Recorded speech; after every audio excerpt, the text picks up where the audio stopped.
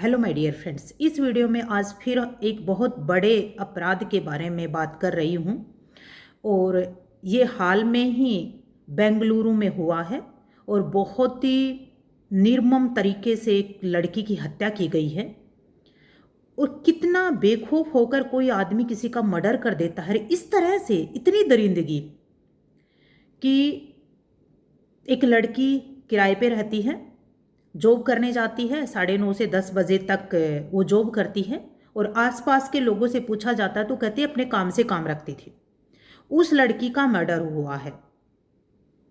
और सबसे बड़ी बात तो ये, शहरों में एक बहुत बड़ी बात हो गई है, हमें पड़ोसी का पता ही नहीं होता कि पड़ोसी हैं या नहीं है। गांव में ये बहुत अच्छा है कि थोड़ी सी भी बात यदि कहीं पर हो जाती है तो पूरे गांव में पता चल जाता है। ठीक है, अगर दरवाज़ा 7 बजे खुलता है और अगर 7:30 बजे दरवाज़ा नहीं खुला है तो पड़ोसी आ जाते हैं कि क्या हुआ, आप उठे क्यों नहीं हो। ठीक है, लेकिन शहरों में ऐसा नहीं होता है। इतनी दूरियां हो गई है, महीने महीने तक पता नहीं चलता कि पड़ोसी कहाँ है। ठीक है, तो इस केस में क्या हुआ था कि पड़ोसियों ने ओनर को फ़ोन करके बताया कि भाई आपके यहाँ से बदबू आ रही है, पता करो कि किराएदार कहाँ है। किराएदार को, उस लड़की को कॉल किया जाता तो लड़की कॉल नहीं उठाती है। फिर ओनर ने उसके घर में उसकी मम्मी को कॉल किया। उसकी मम्मी को कॉल किया तो उसकी मम्मी आती है और जैसे ही दरवाज़ा खोलती है तो वहाँ पर कीड़े चल रहे थे। ठीक है, और जैसे देखती है, फ्रीज को खोलती है तो वहाँ पर टुकड़े मिलते हैं। वो पुलिस को कॉल करते हैं, पुलिस आती है और पुलिस क्या पाती है, उस लड़की की बॉडी के कितने टुकड़े, 52 टुकड़े कर रखे हैं। कैसे उसने इतने टुकड़े किए होंगे किसी जिंदा आदमी को मार के। बड़ा निर्मम आदमी होगा, बड़ा राक्षस आदमी होगा। और अब तक कहा जा रहा है कि पुलिस ने 67 लोगों के बयान लिए हैं।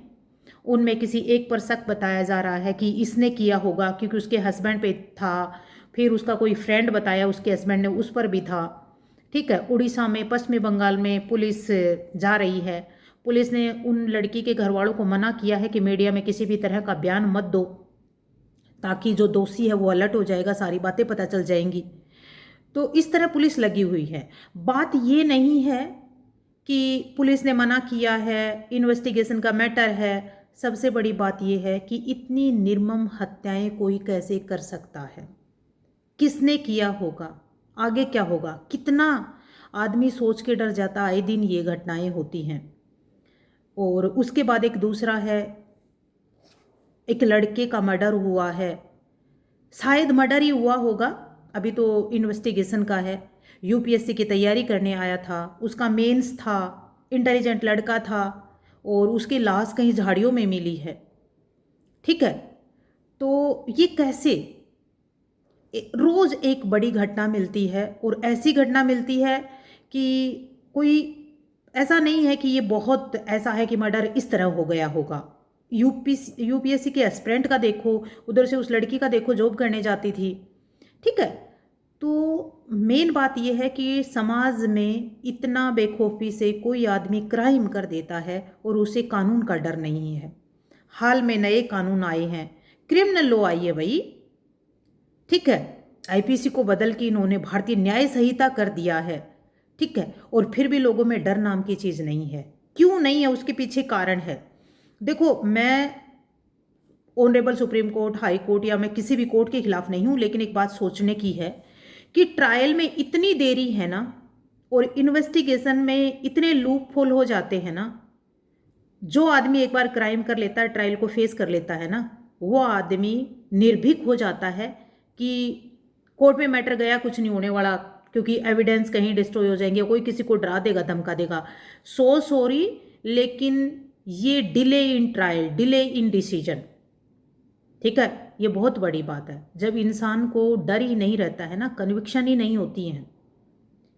सुधार उनमें किया जाता है जहां सुधार की गुंजाइश होती है। इतने जो दरिंदे होते हैं उनमें सुधार की गुंजाइश भी मुश्किल होती है।